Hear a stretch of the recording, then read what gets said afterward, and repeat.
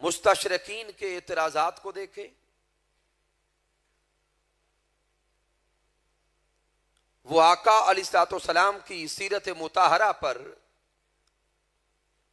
معاذ اللہ کئی طرح کے اعتراضات اور سوالات کرتے نظر آتے ہیں۔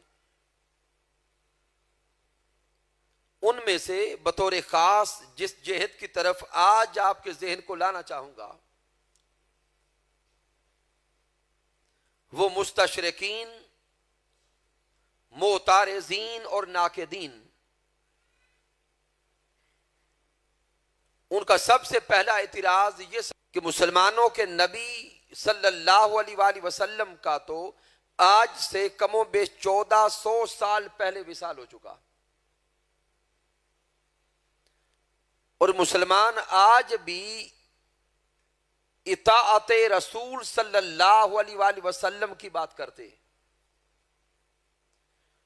مسلمان آج بھی اطاعت مصطفیٰ صلی اللہ علیہ وآلہ وسلم کی بات کرتے ہیں۔ وہ اعتراض یہ کرتے ہیں کہ جس دور میں مسلمانوں کے نبی صلی اللہ علیہ وآلہ وسلم ظاہراً اس دنیا میں موجود تھے، وہ دور سائنسی ترقی کا دور نہیں تھا، وہ دور سائنسی ایجادات کا دور نہیں تھا۔ آج کم و بیش 1400 سال سے زائد کا عرصہ بیت چکا، زمانہ سینکڑوں کروٹیں لے چکا، سائنس ترقی کرتی جا رہی ہے۔ ان کا کہنا ہے کہ وہ سیرت مطہرہ جو ظاہراً کم و بیش 1400 سال پہلے اس دنیا میں موجود تھی، آج وہ قدیم ہو چکی، اور وہ آج کے سائنسی دور کے تقاضوں کو معاذ اللہ پورا نہیں کرتی۔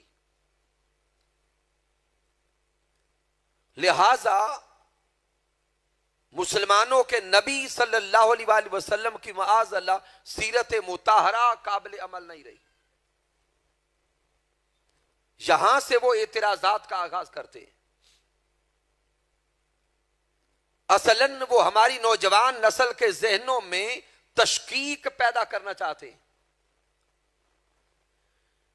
چونکہ جب تشکیک ذہنوں میں آ جائے، شکوک و شبہات پیدا ہو جائیں، تو جس ذات کے اعتبار سے ذہن میں شک پیدا ہو جائے، پھر اس ذات کے ساتھ قلبی تعلق نہیں رہتا، پھر اس ذات کے ساتھ حبی تعلق نہیں رہتا، پھر اس ذات کے ساتھ عشقی تعلق نہیں رہتا۔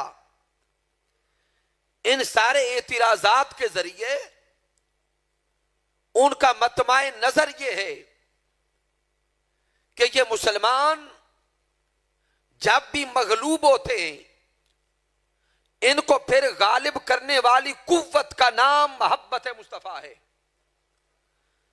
یہ جب بھی سیاسی طور پر، معاشرتی طور پر مغلوب ہوتے ہیں، تو دوبارہ یہ مسلمان جب سر اٹھاتے ہیں، ان کے پاس ظاہراً کوئی اسلحہ نہ ہو، تب بھی یہ ترقی کی منزلوں کی طرف گامزن رہتے ہیں۔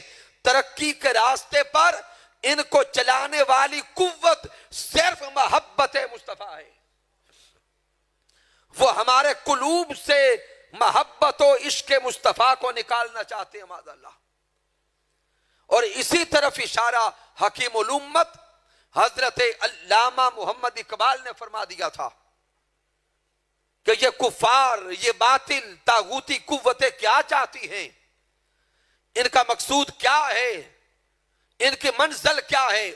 یہ چاہتے ہیں کہ وہ فاقہ کش جو موت سے ڈرتا نہیں ذرا،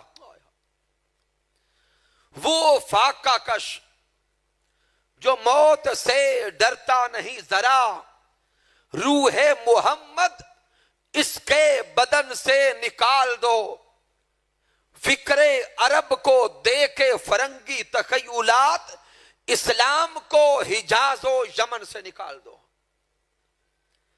ان سارے اعتراضات کا مقصود ان کا صرف اتنا ہے کہ مسلمانوں کے قلوب سے تاجدار کائنات کی محبت و چاہت کو نکالا جائے. لیکن سامعین محترم، چونکہ سائنس کا دور ہے، لاجک کا دور ہے، لہذا اس سائنس اور لاجک کے دور میں ہم تاجدار کائنات صلی اللہ علیہ وآلہ وسلم کی سیرت مطہرہ کو اسی تناظر میں مطالعہ کرنے کی کوشش کریں گے.